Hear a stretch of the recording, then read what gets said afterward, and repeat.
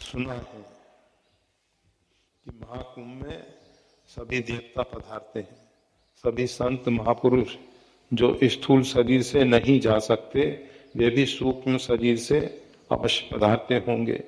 कब पधारते हैं? प्रतिदिन या किसी विशेष दिन पर ही। महाकुंभ में स्नान का महत्व होता है, तो क्या वे सभी संगम में स्नान करते हैं?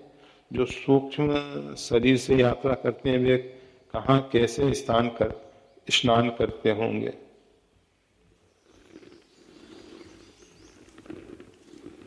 ऐसा है,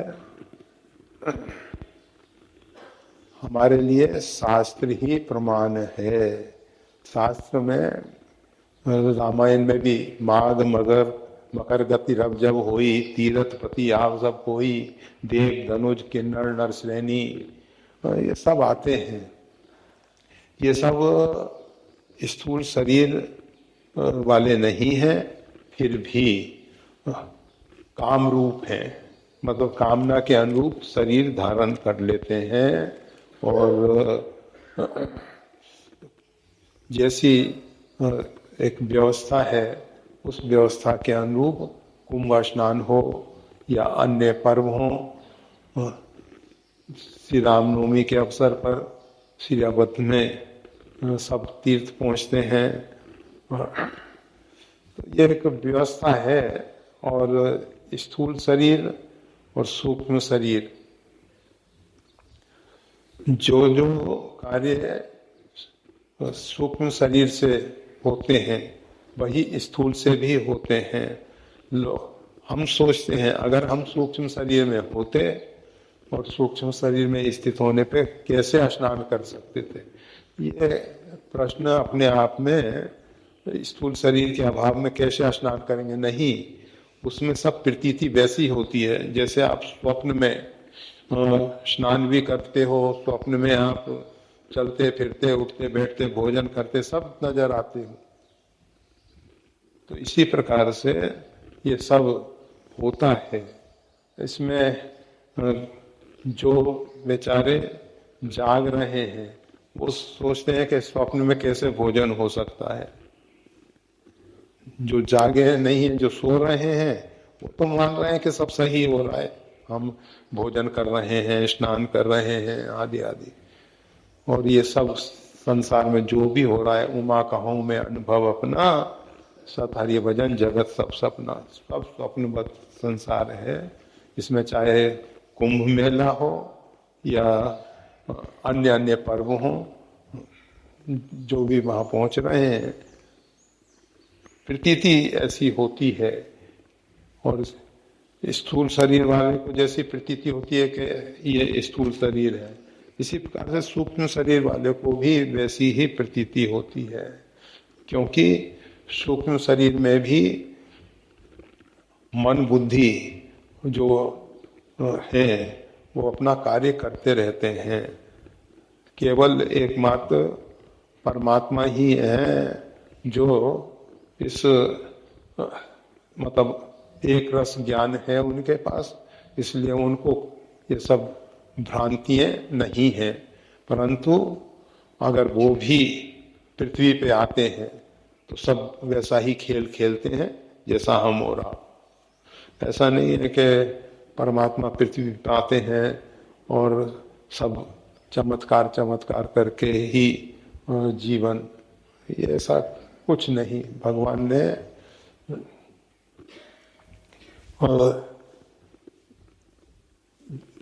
जैसे एक साधारण व्यक्ति को मालूम भी ना हो कि कल क्या होने वाला है, उसी प्रकार से जीवन जिया, भविष्य में क्या होने वाला है, कैसे होने वाला है। द्वापर में भगवान श्री कृष्ण आए और उन्होंने बचपन से ही संघर्ष, मतलब माता पिता कंस के कारागार में, और फिर नंद यशोदा के यहाँ उनका लालन पालन हुआ, वहां भी जन्म के साथ ही पूतना आ गई, फिर पूतना के बाद सक्टासुर आ गया, अगासुर, बकासुर, अनेक अनेक आपदाएं, विपदाएं, समस्याएं, और वो आनंद में रहते हुए, मुस्कुराते हुए, हर एक परिस्थिति से जूझते हुए, संघर्ष करते हुए जीवन जिए। तो भले ही वो सूक्ष्म शरीर से पृथ्वी पे नहीं थे, पृथ्वी पे जब आते हैं भगवान तो लोगों को ऐसा ना लगे कि वो वैसे दोनों प्रकार के लोग हैं।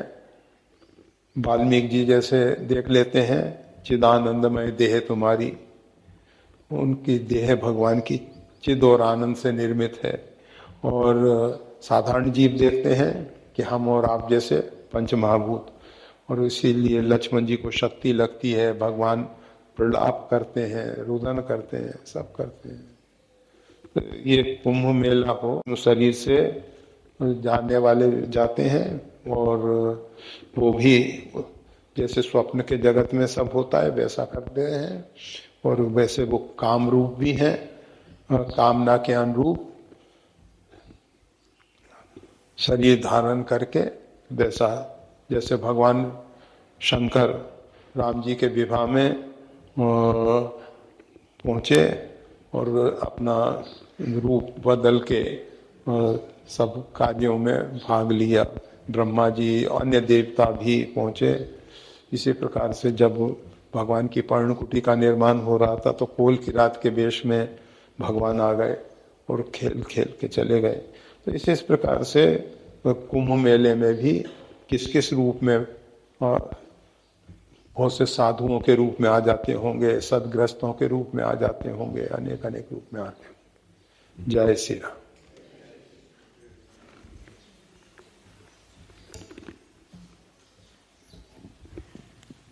वीडियो देखने के लिए धन्यवाद। श्री गुरुदेव की वाणी का और ज्यादा लाभ लेने के लिए कृपया हमारे चैनल को लाइक और सब्सक्राइब करना ना भूलें। चैनल का लिंक डिस्क्रिप्शन बॉक्स में उपलब्ध है। जय श्री राम।